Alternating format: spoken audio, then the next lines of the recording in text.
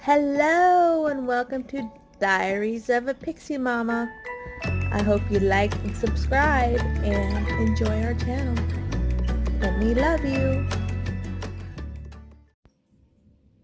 Hello, I wanted to go into a little bit more depth on my son Xavier, on how we knew he was possibly on the spectrum, some of his signs, and things that concerned us. He was about, I want to say 2 years old when the signs started happening. He was interested in going potty on the potty chair. And then like one day we tried to sit him on the potty chair and he was like totally terrified of it, like full on meltdown. There was one time where he actually came up and told me, "Mommy, I poo poo," meaning he wanted to have his potty pants changed. And he said that a couple times where he wanted to be changed. And then it got to the point where he stopped asking for that. And it was becoming to be a fight to get him changed. He didn't start walking until he was 2. And almost 3. no, he was 2 because on his first birthday he wasn't walking yet. It was closer to his second birthday. I just remember I had to work really hard to get Yeah. him. My husband's chiming in. He's sitting over there. And it was closer to his second birthday when he started taking his first steps. Most children, they start walking at 1. His mom was trying to say, "Oh, that's normal, that my husband was a delayed walker," and stuff like that. But me and my husband knew something was wrong, something was up. So, we just started researching things, Googling things. I know that can be a bad thing to do at times, Googling medical problems and getting you all worked up. But if there was something wrong with our son, we wanted to do early intervention. We wanted to get him the help he needed now versus waiting and then him struggling in life. A friend of mine had posted a video of her son who's only a month older than mine. And they had a board with the primary colors on it. And then they had clothespins with the same colors to help him know his colors. So he was clipping those paper clips to the board of colors. And he was doing it. And I noticed that he was talking very clearly. And at that time, our son was nonverbal. So that was my major red sign that, okay, my son's not where he should be at. Because at first I was kind of comparing him to my daughter. My daughter met her milestones all on cue. I mean, she started walking 2 days before her first birthday. So, but when I seen my friend's son on where he was at, and then I looked at my son, I knew something was wrong. And she had a lady coming to her home working with him. I was like, how did you go about this services? What was it? And she said it was AZIP. It's an early intervention program for children birth to 3 years, I believe. And they helped us get him into preschool when he turned 3 years old. They did an evaluation on him. They came into our home, they evaluated him, and that's when we found out that our son had um, developmental delays and speech problems. They did hearing tests on him. His hearing was fine, his vision was fine. So we had someone coming in and working with him. But by the time I got him with this program, he was only able to be in it for 3 months before he aged out. So they really worked with us on getting him into a local developmental preschool here locally with the school district that we're in. And so he's been attending that preschool for 3 years now. He's on his third year of preschool. He will start kindergarten next year. About a year ago in April, my dad drove me and my son up to Phoenix. I got a grant with a agency called the Gentry Foundation, and they paid for him to have an autism evaluation from a doctor in Phoenix. So we went to this doctor, and he was okay. He was very knowledgeable, but I felt he wasn't Hold on, I'm eating taking breakfast, my son's um, problems seriously. I mean, we were only in his office for about 4 hours, I think. You're riding a bicycle? Okay, hold on. Just a moment. He's wanting to show us a game. So anyways, I went into this doctor's office, and the guy was nice, but he was very, very overzealous, I think you could say. He was like, "Hi, Xavier, how are you? Oh, look at this stick. It's a plane. Woo!" Of course, my son's gonna imitate that. I mean, it's not normal conversation to have with a child in that tone of voice. So of course my son's going to pick up the same thing and imitate what that doctor did. And so he ended up putting on the paperwork that my son was at risk for having high autism. And so I wasn't happy with that diagnosis. In fact, it's not even a diagnosis. But he thought, considering where we live, with him having that label, it would open up for him to have autism services, which that is not the case where we live. You have to have the autism diagnosis to receive the services. It can't be a possibility diagnosis. So August of this year, I found out we actually had a developmental pediatrician who is local.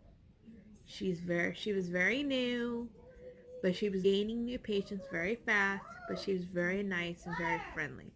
So I received her number, I called it. I ended up getting an appointment within 2 weeks, when I was told her wait list was about 3 months. So I was very, very shocked how soon I was able to get in. And we ended up getting his diagnosis at the end of August, first part of September. I want to say it was actually in August is when we got his autism diagnosis. And I know it's mean. I don't know if it's mean, but it feels wrong for me to feel that I was excited about that diagnosis.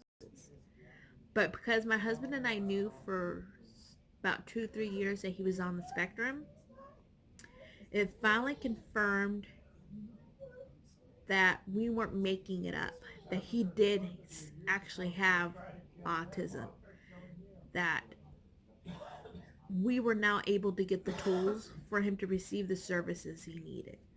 So it's not that we hoped and wished and prayed that he had autism. It's just we knew he did, and we knew we needed to get him the services and help he needed. And so he was diagnosed with having autism.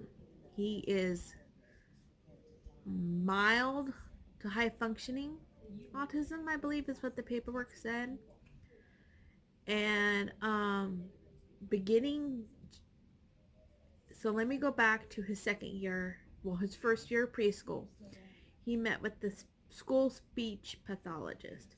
She said he didn't need to have speech therapy because he was able to have a conversation with her. Me and my husband looked at each other and were like, okay, how could he talk to a stranger, but he won't talk to us who are his parents?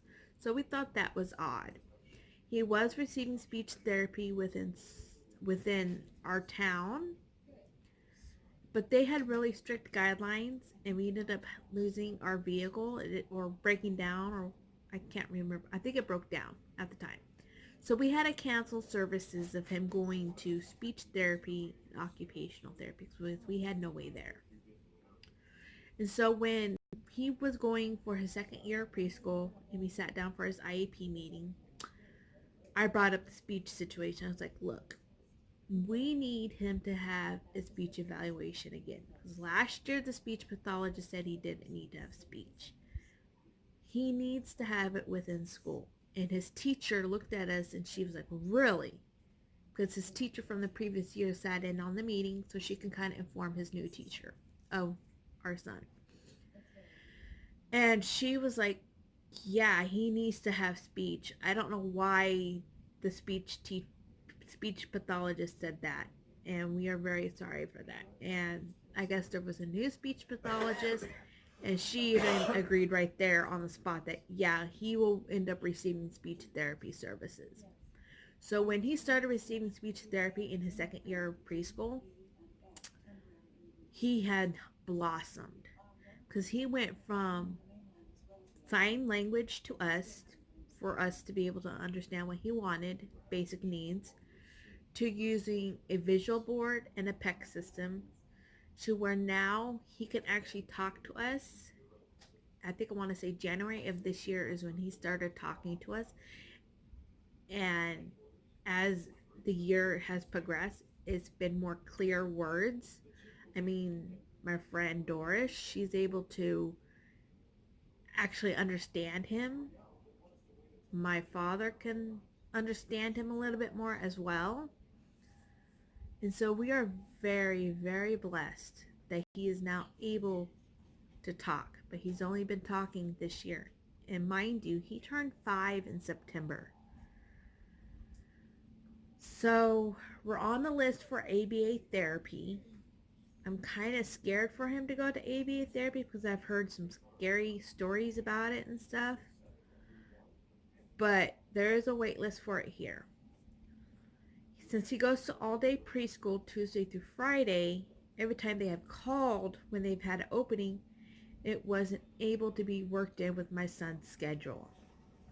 So we're still on the list waiting for a time slot that would work for his schedule.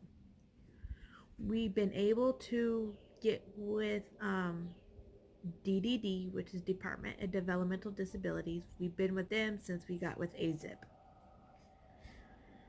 And then DDD sent DDD sent an application to Altex, which is Arizona Long-Term Care Insurance, and they pay for anything that your disabled child may need. We got denied the first time. We appealed, got denied. No, we appealed it, but for some reason, we never went through the process of the appeal. So they submitted the application again. We were denied. And so, no, we weren't denied. The lady came, had a meeting with us. She told us about the scoring system and everything.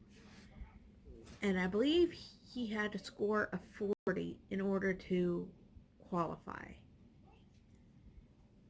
And according to her, she ended up calling me on my birthday, which was August 27th. And she wanted to go over some of the questions that were iffy that she had answered us. So, she answered those questions, and I answered them, and she totaled them up and stuff like that. And she says, okay, your son was approved for Altex. He made it by 2 points. If he would have, so he was at 38 then. He made it with points of 38. I believe that's what it was. I could be wrong without looking at my paperwork. And I have a binder about this big of all my son's important documentations. So, with Altex, we have been able to receive respite through UPC, which stands for United Cerebral Palsy. and they're working on getting him OT and speech therapy that will come into our home. So we have been able to finally receive services that our son needs, and he is doing fantastic. But when we had his IEP meeting this year, they wanted to put him in mainstream preschool because they said he was doing great. He was doing fantastic, and that they wanted him to blossom because they felt if he stayed in a developmental preschool, that we would be holding him back learning wise. So I agreed to have him going to a mainstream preschool. That was a big mistake. He has regressed potty wise. He's having accidents out in public, even to the point where he's having bowel movements in public. And he's being aggressive in school, not keeping his hands and feet to himself. And he never had those problems when he was in a developmental preschool. So we believe he's overwhelmed and stressed. So I messaged his teacher, asked for an IEP meeting, and she actually got back to me today and wanted to know when I was available. I said I am open no matter, because when it comes to my son, I'm like right on it. Like if something else is scheduled, I will cancel it for my son. So I said I'm open for time and day. So she was going to get back to the special ed person and find out when a good time for her was. So hopefully either this week or next week we'll be having another meeting and discussing my son's situation. The My DDD caseworker is willing to come to the meeting.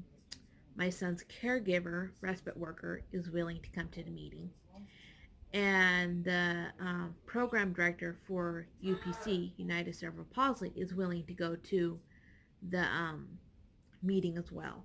So I've kind of created, I guess you could say, like this support army that's willing to go with me and make sure that my son will receive the services he needs, and they won't bully me and convince me to keep him into the preschool, because I'm afraid that's what they will do. And I want people on my side that will say, no, this is what's going on, this was what needs to be done, do it. So yeah, that's a little bit about my son. So I hope this was very informational. I hope you like and subscribe and hit that bell for more notifications. And we love you. Bye.